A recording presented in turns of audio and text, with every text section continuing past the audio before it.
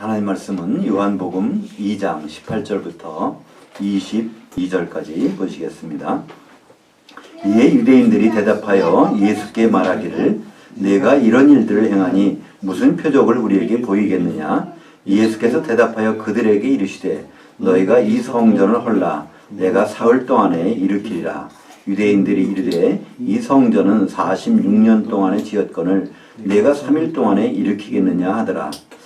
그러나 예수는 자기 몸인 그 성전에 관하여 말씀하신 것이라. 죽은 자 가운데서 살아나신 후에야 제자들이 그 말씀하신 것을 기억하고 그 성경과 예수께서 하신 그 말씀을 믿었더라. 아멘. 오늘 말씀을 가지고 교회를 무너뜨리는 성전 건축과 개인 성전 사상 이런 제목으로 은혜를 나누겠습니다. 이 세상에는 여러 장소가 있습니다. 근데 이 성경에서는요, 특별히 한 장소를 말씀하시는데 성전이란 곳이죠. 이 성전은 하나님과 인간이 만나는 유일한 장소입니다. 그래서 성전이라는 단어는요, 성경 전체에 걸쳐서 단수로 나옵니다. 한 곳이라는 것이죠. 다른 곳을 지정한 적이 없습니다. 출애굽한 이스라엘 백성들, 그러니까 하나님은 이스라엘에서 종살이하고 있던 이스라엘 백성들을 가나안으로 데리고 가시기를 원하십니다. 그래서 홍해를 건너서 이제 광야에 나왔는데 그들에게 하나님은 말씀하셨어요. 성막을 지으라. 그러면 내가 거기서 너를 만나겠다. 하나님 왜 이것을 지정하셨을까요? 이것은 이동식 성전입니다. 광야에서 이동해야 되기 때문에 성전이 한 곳에 있으면 불가능하죠.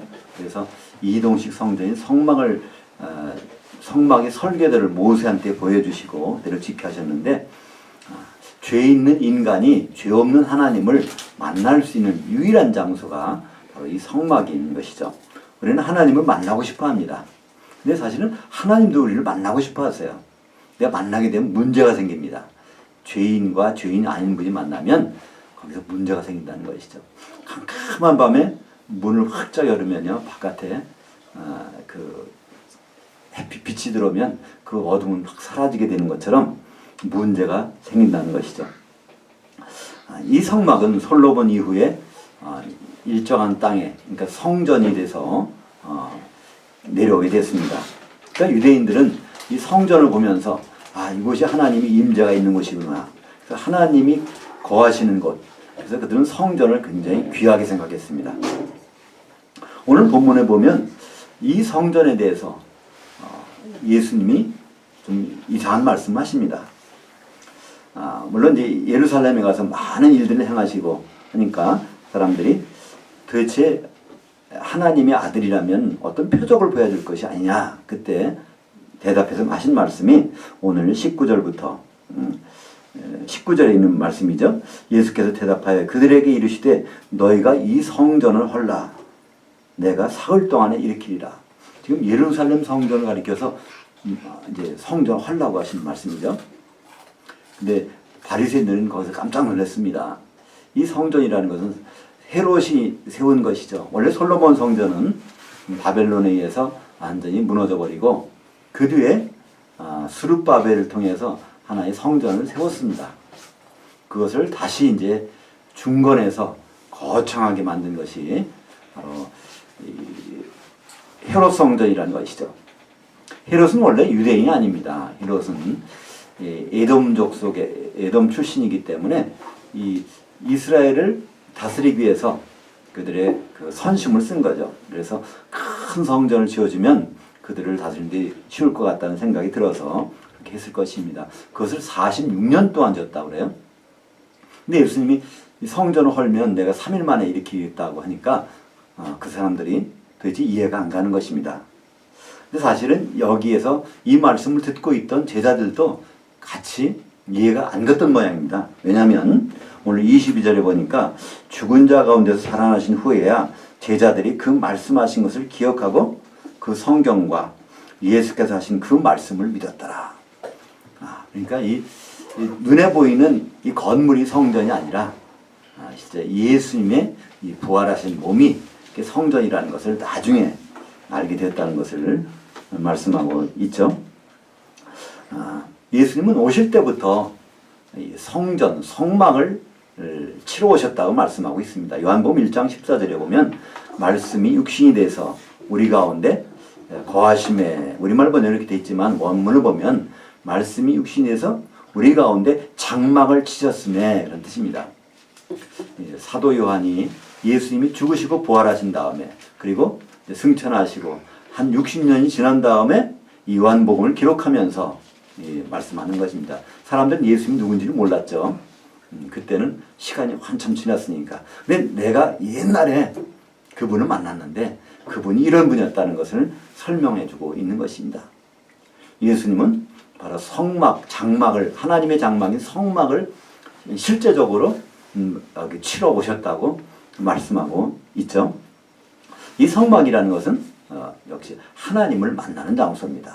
그러니까 예수님 안에서만이 하나님과의 만남이 허락된다는 것을 우리에게 다시 말씀해주고 있는 것이죠. 교회 건물을 보통 성전이라고 말하고 있습니다.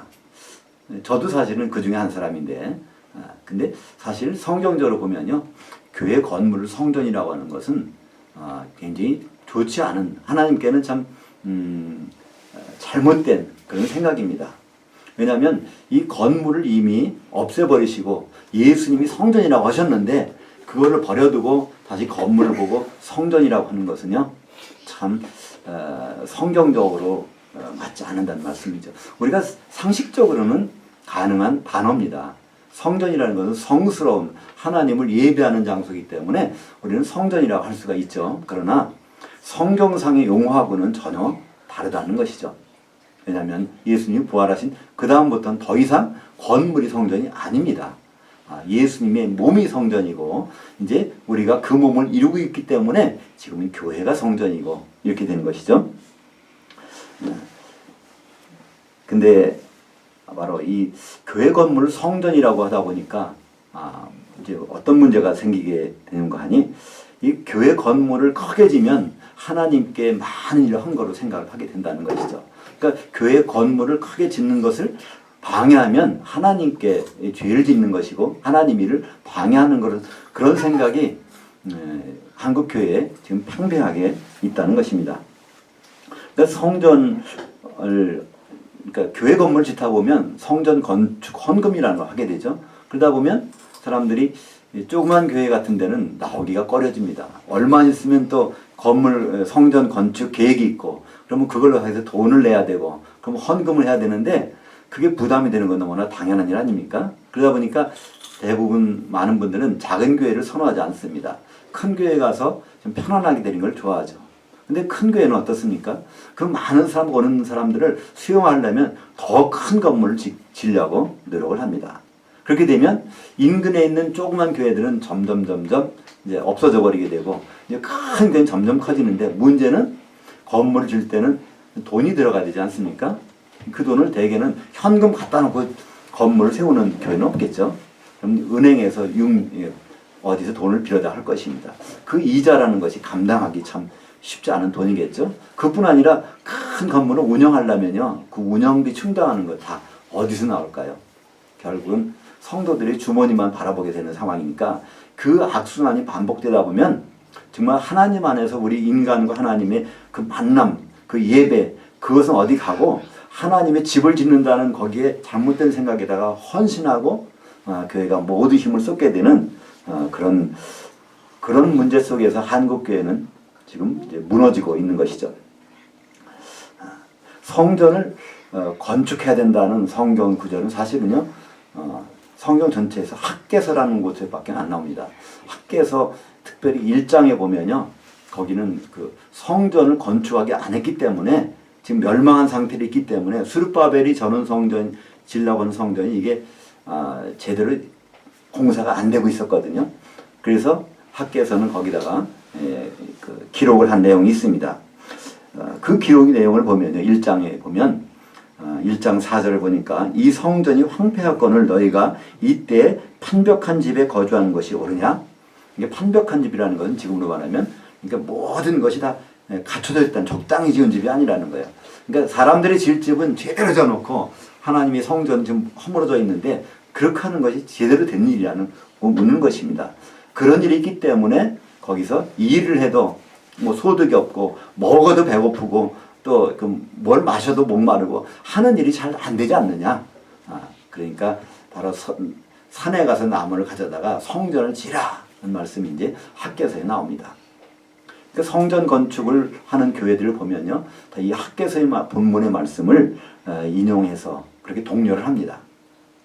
근데 이 말씀이 지금 그걸 건물을 지라는 말씀일까요? 예수님 오시기 전에 사실 그 말씀이었습니다. 근데 요한복음 5장 39절에 보면 모든 성경은 바로 나를 위해서 증언하는 것이라고 말씀하고 있습니다. 바로 이스라엘 백성들은 구약 성경을 잘 지켜서 그때 당시 예수님 말씀하실 때 성경이라는 건 구약 성경이니까 거기에서 영생을 얻을 줄 알고 구원을 받을 줄 알고 그대로 살려고 노력을 했습니다. 그러니까 거기에서 성전 건축하려면 이렇게 해야 하나님의 뜻에 맞춰서 사는 것이기 때문에 또 음식도 가려서 먹으면 또 모든 것들을 안식을 지키면 그렇게 하면 영원한 생명 얻는 줄 알고 해왔는데 예수님은 그렇지 않다는 거예요. 이 구약 성경은 전부가 나를 위해서 증언하는 것이라는 거죠. 그렇다면 성전을 건축하고 성전을 지으는 그것도 성전이 무엇인가를 알게 되면 우리는 생각이 달라질 것입니다. 성전이 우선이라는 걸 알게 되면 근데 오늘 예수님은 말씀하십니다. 이 건물이 성전이 아니고 건물은 그림자고 모형이라는 거예요. 그래서 이게 진짜라는 걸 보여줄 텐데 내가 무덤에 들어갔다가 3일 만에 부활하면 이게 진짜 내 성전이라는 것을 보여주시겠다는 것입니다. 지금은 우리는 그걸 다 알고 있잖아요. 모르는 사람, 이 사람들, 구약 2000년의 사람들은 그렇다고 쳐도요. 지금 우리는 이미 예수님이 죽으시고 3일 후에 부활하셔서 그 다음에 승천하시고 성령을 보내주시고 이것을 우리는 다 기억하고 있는 사람들인데 불구하고 여전히 성전을 다른 것으로 보고 있다는 것은 좀 이상하지 않습니까? 물론 거룩한 예배 장소라고 해서 성전이라고 부를 수도 있지만 성전에 나오는 성전하고는 전혀 다른 것이죠. 그래서 이제 지금은 어떤 분들은 그래서 그게 성전이 아니라 성전은 따로 우리가 성전이다, 개인이 성전이다 하는 분들이 많이 있어요. 조금 발전된 것 같지만 사실 우리 개인이 성전일까요? 우리 각자가 성전이라는 것도 어느 정도 근거는 가지고 말씀을 합니다. 왜냐하면 우리가 성령을 받고 성령이 하나님이신데 그분이 내 몸에 거하시니까 내 몸이 걸어다니는 성전이라고 말을 합니다. 근데요, 그 말은 성경적은 아니라는 것이죠. 고린도전서 3장 16절에 보니까 너희는 너희가 하나님의 성전인 것과 하나님의 성령이 너희 안에 계시는 것을 알지 못하느냐? 이것은 너희는 복수입니다. 그 성전은 항상 단수거든요. 너희라는 복수가 이 성도들이 이들이 하나 모인 곳에 그것이 하나님의 한 성전을 이루어진다는 것, 그것에 성령께서 함께 하신다는 것을 말씀하신 것인데 거기서 그 복수인 주어인 너희를 우리는 각자 나라고 생각하는 것이죠. 나하고 너희는 차이가 있습니다. 우리는 성전에 대해서 굉장히 큰 부분을 미스할 때가 있어요. 성전이 세상의 건물이나 장소가 다른 점이 무엇일까? 먼저 성막부터 시작했는데요. 이동식 성전, 또 그것이 고종식 솔로몬의 성전이 될 때 거기에는요 아주 없어서는 안 될 것이 있습니다. 물론 성전이나 성막 안에는요 여러 가지 기구들이 있습니다. 번제단도 있고 물두멍도 있고 성소에 들어가면 거기에는 떡상도 있고 또 금초대도 있고 그다음에 향단도 있고 또 휘장을 지나서 그 지성소 안에는 바로 언약궤도 있고 다 있습니다. 근데요 그 가운데서 핵심적인 것이 아주 중요한 것이 있습니다. 다른 거는 좀 없어도 되는데 반드시 있어야 될 것이 있단 말이에요. 그것이 바로 휘장입니다. 우리 원자력 발전소 같은 말이에요. 그죠? 원자력 그거는 굉장히 우리에게 유용하죠. 이 불도 아마 많은 보시는 비율은 원자력 발전소에서 이렇게 전기를 공급해주고 있을 것입니다. 근데요, 원자력 발전 그것이 이용되려면요, 그 방사능에 대해서 차단하는 그 장치가 반드시 있어야 됩니다. 그죠? 그것이 있다는 전자에서 우리는 그 원자력을 사용할 수가 있는 것이죠. 우리가 비행기를 탈 때요. 해외에 이제 그 비행기를 타고 한다고 하면은 이제 공중에 뜹니다. 그러면 한 10km 이상을 뜨거든요. 그러면 거기에서 바깥의 외부의 온도가 요즘엔 다 나오잖아요. 영하 50도에서 60도 사이입니다. 그러니까 비행기 안은 보통 실내 온도니까 한 뭐 15도, 20도 정도 되겠지만 그 바깥에는요, 영하 50도, 60도니까 약 7, 80도 차이가 나는 거예요, 온도가. 그러니까 만약에 비행기 유리창이 두 겹으로 되고 튼튼하지 않다면요, 그냥 그 깨지는 순간에 냉동이 되는 겁니다. 우리는 비행기 유리창이 튼튼하다는 것을 알기 때문에 마음 놓고 비행기를 타는 것이죠.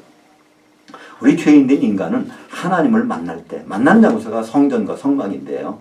거기에서 성막을 가까이 할 수 있는 이유는요, 휘장이 있기 때문입니다. 휘장이라는 것은 참 엄청난 안전장치입니다.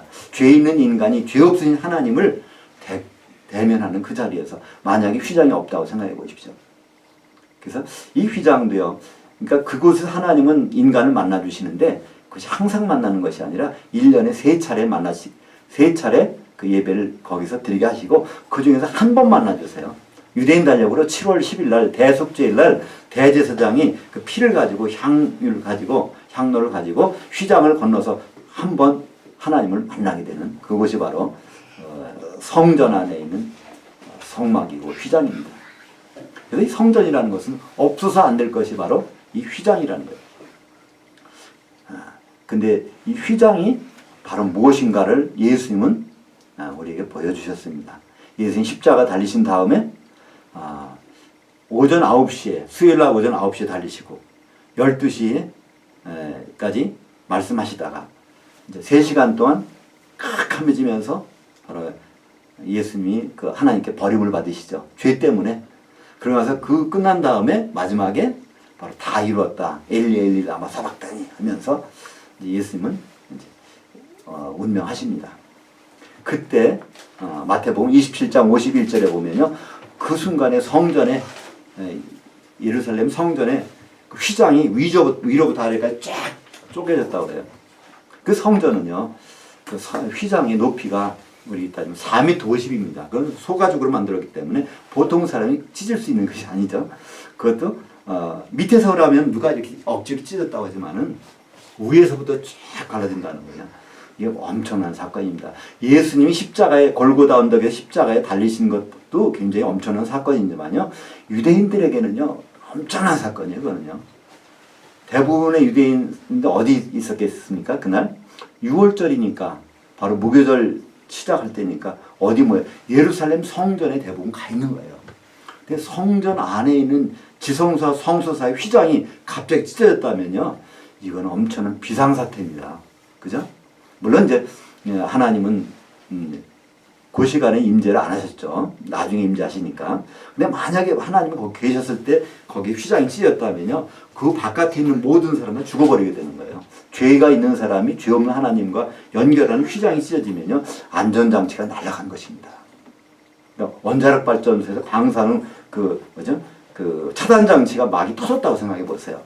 쓰나미가 나가서 일본에서 그 문제가 생기니까 지금 바다가 문제고 그런 적이 있지 않습니까? 또 그 러시아에서 원자력 핵시설이 그 붕괴됐을 때 얼마나 피해가 있었어요. 하나님은 그 피해 주신 분은 아니지만 엄청난 빛이 암흑 속에 들어왔다면요, 그 속에 있는요 다 죽어나갈 수밖에 없는 것이죠. 그런 사건이 사실 예수님 십자가 지실 때 벌어졌다는 거예요. 그건 무슨 말일까요? 예수님이 바로 휘장이라는 것이죠. 예수님이 십자가에 달려서 찢어지셨는데 사실은 성전 안에 휘장이 찢어졌다는 겁니다. 그렇다면 예수님은 성전의 휘장이라는 거예요. 그죠? 그러니까 예수님 안에서만이 우리는 성전에 들어갈 수 있고 또 성전에서 예배를 드릴 수 있다는 유일한 장소. 그러니까 성전이라는 것은 그냥 거룩하게 집을 지어놓고 거기에서 우리가 있는 곳, 이것이 성전이 아닙니다. 성전이라면 반드시 있어야 될 것이 휘장이 있어야 되는 거예요. 왜냐하면 죄 있는 인간이 죄 없는 하나님을 만나는 그것이 성전이기 때문에 휘장이 없는 성전이 성전이 아니라는 거예요. 그러니까 우리가 지어놓은 건물이요, 이게 성전이 아닙니다. 우리가 또 예배를 모인다고 해도요, 이것이 성전이 되려면 반드시 예수 그리스도의 몸을 이루는 가운데 우리는 예배를 드려야 그것이 성전이고 하나님 함께 하시는 것이지, 그냥 친목으로 어떤 우리의 의식을 가지고 만난다고 그래서요, 거기는 성전이 아니라는 것이죠. 성전이라는 건 반드시 바로 예수님이 휘장이 된다는 전제하에서 하나님을 만날 수 있는 그것이 바로 성전인 것이죠. 그렇기 때문에 우리 개인이 아무리 경건한 사람이라도요, 그 사람은 성전이 될 수가 없습니다. 그 한 사람은요, 예수님 몸을 이룰 수가 없어요. 그 몸의 지체일 뿐입니다. 우리가 건강한 사람은요, 손, 발, 다리 모든 것이 다 정상적으로 다 있습니다. 그렇지만 지체가 하나 떨어져 보세요. 그럼 이 몸이 정상이 아니거든요. 그죠? 그러니까 우리가 지금 여기서 같이 모여서 예배를 드리는 이유가 뭘까요? 예수 그리스도의 몸을 이루어서 이 휘장 안에서 하나님 만나고 싶어서, 그래서 우리는 예배를 드리는 것입니다. 그렇지 않으면 우리는요, 그냥 멀리 떨어져서도 하나님을 생각하며 예배 드릴 수도 있어요. 이 날을 사모하고 이 날을 우리가 주일이라고 불러가면서, 이 일요일을 주일이라고 하는 것은 바로 날짜가 중요한 것이 아니라 주님을 만나는 예배하는 날이기 때문에 우리는 주일이라고 부를 수가 있는 것이고, 우리는 예배를 드릴 수가 있는 것입니다. 그러므로 구원받은 개인을 성전이라고 하는 것, 그것은 하나님의 성전을 우습게 보는 거고요, 오도하는 것입니다. 우리가 예배는 그래서 어떻게 드려야 될까요? 그래서 예배는요, 개인이 드릴 수 있는 것은 불가능합니다. 하나님 기뻐하신 예배가 아니기 때문에 그렇습니다. 로마서 12장 1절에 보면 하나님이 기뻐하신 예배가 뭔가를 우리에게 말씀해 주고 있어요. 로마서 12장 1절 보니까, 그러므로 형제들아, 내가 하나님의 모든 자비하심으로 너희를 권하노니 너희 몸들을, 우리 각자 지체들을 하나님 기뻐하신 거룩한 한 사한 제물로, 바로 예수님의 몸을 입어서, 그래서 이게 드리라는 겁니다. 우리를 죽여서 드리는 것이 아니라 산채로, 우리가 여러 지체들이 다 붙어서 건강한 몸으로 하나님께 나타나면 하나님은 그것을 예수님 몸으로 받으시겠다는 것이죠. 이것이 바로 너희가 드릴 합당한 예배니라. 우리는 예배를 드리기 위해서는요, 이렇게 모일 수밖에 없어요. 물론 우리가 부득이하게 장소를 달리할 수 있습니다. 그러나 장소가 다른 건 크게 문제가 되지 않습니다. 고린도전서 5장에 보면요, 바울이 이렇게 말합니다. 근데 고린도전서는요, 바울이 에베소에서 기록한 것입니다. 고린도하고 에베소는요, 상당한 거리가 있어요. 에베소는 지금이 터키 지역이고 고린도는 그리스니까 엄청난 거리가 있어요. 근데 바울은 말합니다. 내가 몸은 비록 여기 있지만 내 영으로는 너희와 함께 있어서 함께 예배 중에 있다는 거예요. 바로 우리가 예수 그리스도의 이름으로 우리가 예배를 드린다면 우리는 장소는 크게 제한받지 않습니다.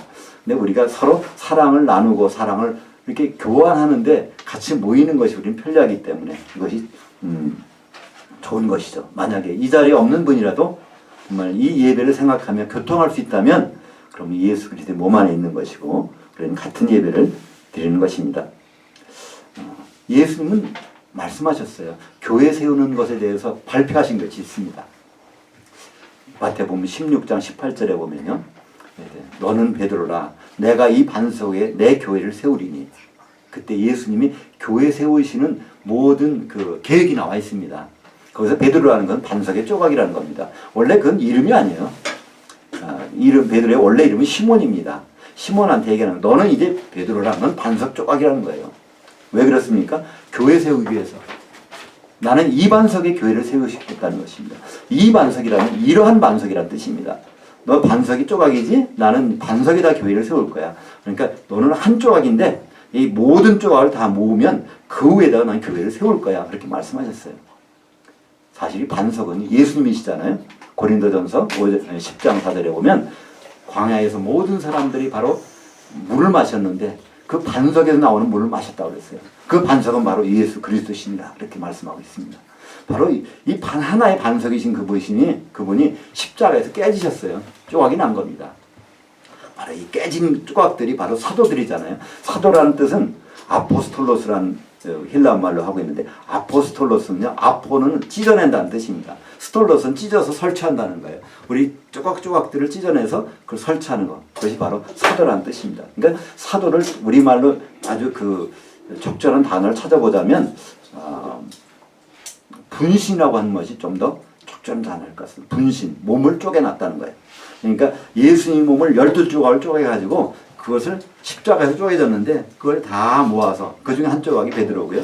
그 다른 사도들. 그래서 12조각을 쫙 모은 거기에다가 바로 이 교회를 세우시겠다는 것입니다. 그 12조각이 모여진 것, 사도들이 한 몸이 된 것. 오순절날 바로 사도들은 성령의 기름에 범벅이 돼서 하나의 떡이 됩니다. 그날 저녁에 또 성도들은 3,000명이 또 성령의 기름에 범벅이 돼서 또 하나의 떡이 되죠. 그래서 에베소서 2장 20절에 보면 너희는 성도들은 교회는 사도들의 기초석 위에 세움을 입은 자다 이렇게 말씀하고 있습니다. 그래서 너희들이 바로 서로 연결되어서 하나의 성전이 되어가고, 그래서 성전이라는 것은 지금은요 이런 재료를 사다가 짓는 건축물이 성전이 아니라 우리 성도들이 연결이 돼서 그것이 하나의 성전이 되어간다고 말씀하고 있습니다. 에베소서 2장 21절에 보니까 그의 안에서 건물마다 서로 연결하여 주 안에서 성전이 되어가고, 그래서 우리가 성전에 어떻게 보면 벽돌이라고 할 수 있을까요? 그러니까 우리는 다 이렇게 해서 연결되면 하나의 성전, 그것이 되어간다는 것입니다. 그래서 궁극적인 모습이 어떻게 될까요? 우리가 예수님 오시면 그때 우리가 그분 앞에 한 성전으로, 한 몸으로 서게 될 것입니다. 시간이 지나면 천년왕국이 지난 다음에 요한계시록에 보면요, 요한계시록 21장 22절에 보니까 성 안에 내가 성전을 보지 못하였으니 이는 주 하나님 곧 전능하신 이와 및 어린 양이 그 성전이심이라. 우린 결국 가서 예수님 몸을 이루고 있는 바로 이 새 예루살렘 이 자체가 그 안에 예수님이 계신데, 전능하신 하나님이 계신데 바로 그곳이 완전한 성전이 된다는 것이죠. 우리는 지금 엄청난 위험 속에 있어요. 그러나 우리는 참 안전한 곳에 있습니다. 왜 그럴까요? 하나님과 가까이 있다는 거는요, 엄청난 리스크입니다. 그죠? 죄인 된 우리가 죄 없으신 그분과 같이 있다는 건요, 보통 리스크가 아니에요. 그러나 우리는 바로 예수 그리스도 안에 있기 때문에, 휘장 안에 있기 때문에, 바로 휘장은 그 어떤 형벌에서부터 안전한 게 보호를 받을 수 있는 유일한 곳입니다. 바로 이것이 성전이고요. 우리가 바로 하나님의 성전입니다. 예수 그리스도의 몸을 이루고 있다면 바로 하나님의 성전인 것이죠. 하나님의 임재를 바란다면 우리는 소원이 그거잖아요. 하나님 나와 함께 해주시면 얼마나 좋을까? 우리와 함께 해주시면 얼마나 좋을까? 그렇다면 하나님이 함께 있는 곳을 우리가 찾아가면 되는 거잖아요. 하나님은 이 세상 어디에서 다른 데서 만나지 않고 만남의 장소가 유일하게 성전이라고 말씀하셨고, 그 성전은 우리가 지금 지체로서 이루고 있는 교회가 성전이라고 하셨습니다. 이제 주님 오실 때 주님을 우리가 만나게 되겠지만 지금은 그분을 만날 수 있는 장소가 교회입니다. 왜냐하면 교회는 바로 성령이 충만한 곳이기 때문에, 하나님을 항상 만날 수 있는 곳이기 때문에 그렇습니다. 에베소서 1장 23절에 보면 바로 교회는 그리스도의 몸이니 만물 안에서 만물을 충만케 하시는 분의 충만이니라. 그때 만물은 모든 성도를 가리킵니다. 모든 성도들 안에서, 모든 성도들 속으로 충만하게 스며드시는 성령님이 충만한 곳이 바로 교회고요. 그렇기 때문에 우리는 하나님의 임재 가운데서 이렇게 예배를 드리고 있는 것입니다. 바로 하나님의 성전은 예수님이 꿈꾸셨던 바로 그 교회입니다. 기도하겠습니다. 하나님 아버지,